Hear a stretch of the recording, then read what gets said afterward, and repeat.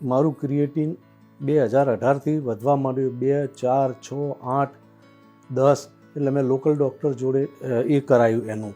અને એમને પછી મને નેફ્રોલોજિસ્ટની સલાહ આપી કે કોઈ સારા નેફ્રોલોજિસ્ટને બતાવો તમે. પછી મેં અમદાવાદ સારા નેફ્રોલોજિસ્ટની ટ્રીટમેન્ટ ચાલુ કરી, પણ એનાથી કંઈ મને ફરક પડ્યો નહીં. અને એમને કીધું કે ભાઈ તમારે કિડની ટ્રાન્સપ્લાન્ટ કરવાની છે, એટલે કે તમારે પહેલાં હાર્ટની ચેકઅપ કરવું પડશે તમારું હાર્ટ. તો મેં મારા હાર્ટનું એન્જિયોગ્રાફીને એવું બધું કરાયું. તો એમને કીધું ભાઈ તારી 2 નસો પાતળી છે, એટલે કે તારે સ્ટેન્ટ છોડાવવા પડશે. એટલે એકચ્યુઅલી તો મારી નસો 2 બ્લોક હતી.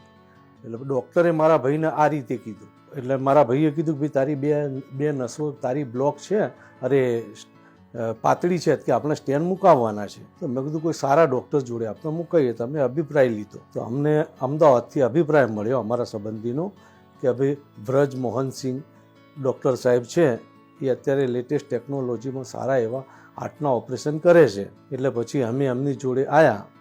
એમને મને એડમિટ કરવાનું કીધું. તો એક દિવસ તો હું આવીને પાછો જતો રહ્યો, એડમિટ ના થયો.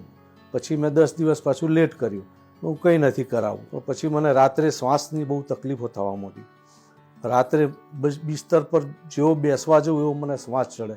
આખી રાત હું બેસી રહેતો હતો. પછી મેં મારા ભાઈને કીધું, મેં કીધું ચાલ આપણે પેલી સ્ટેન્ટ મુકાવી દઈએ. એટલે સ્ટેન્ટ મુકાવવા અમે આવ્યા તો સાહેબે મારું બાયપાસ કર્યો.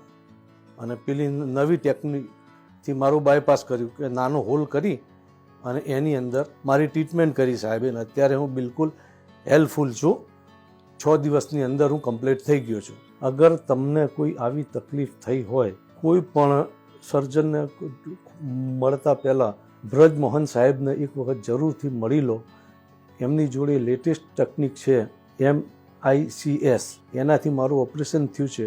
એટલે 6 દિવસની અંદર હું બિલકુલ હેલ્થફુલ થઈ ગયો છું. અને સાહેબનો સ્વભાવે બહુ સારો છે. હોસ્પિટલવાળા નર્સોનો, ફિઝિશિયનોનો એમનો સ્વભાવ બહુ સારો છે. તે બધાને મારી તરફથી થેન્ક યુ કહું છું, આભાર એમનો માનું છું.